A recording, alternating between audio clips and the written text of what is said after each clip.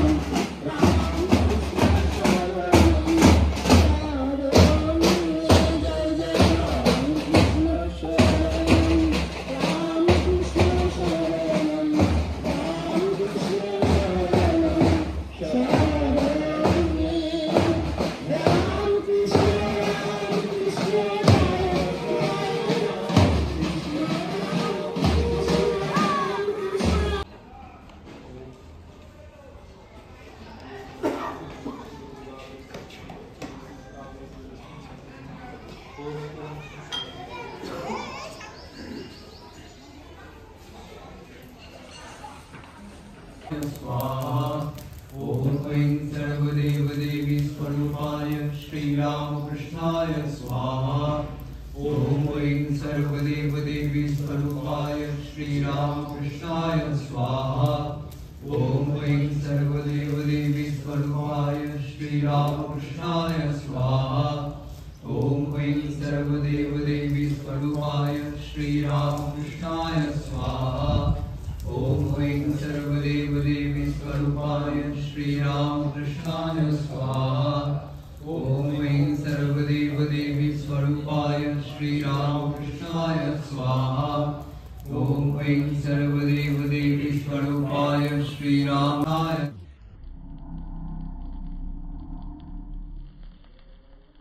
ओम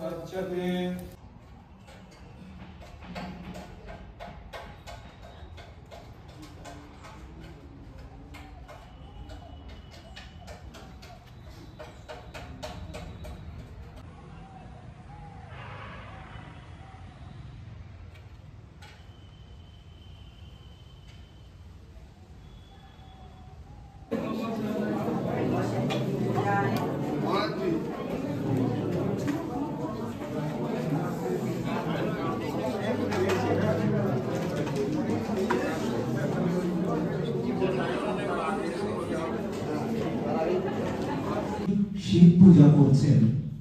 শিব ঠাকুরের পূজা করে প্রতিদিন প্রণাম করার সময় বলেন, শিব ঠাকুর কোলে একটি ছেলে দাও।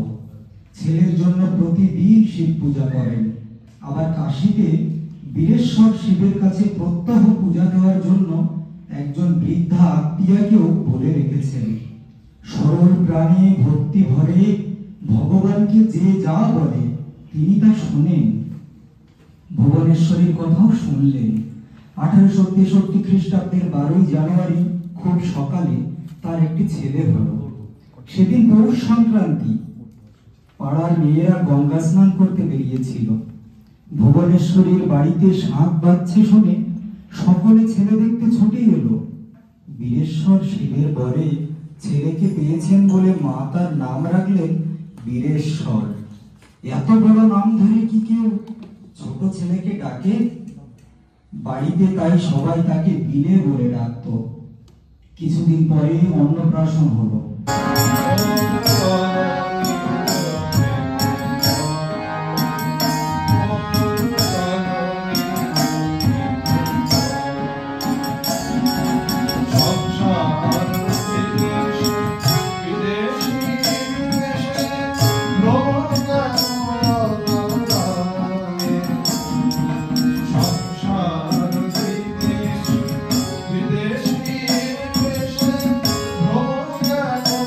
Oh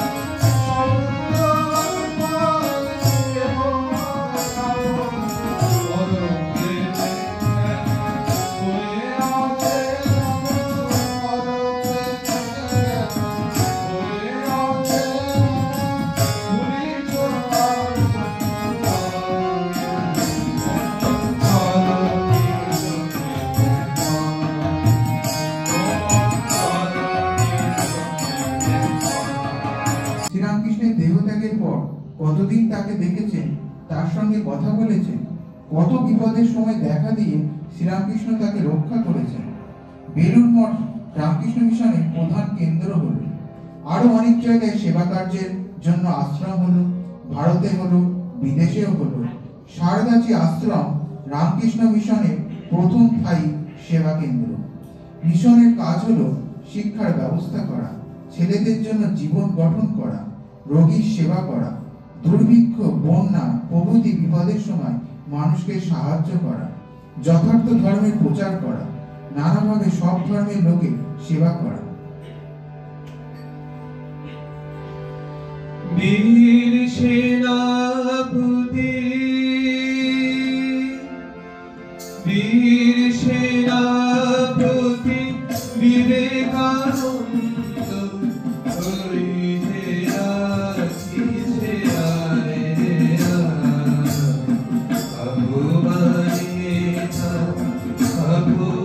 ভুলিয়া কত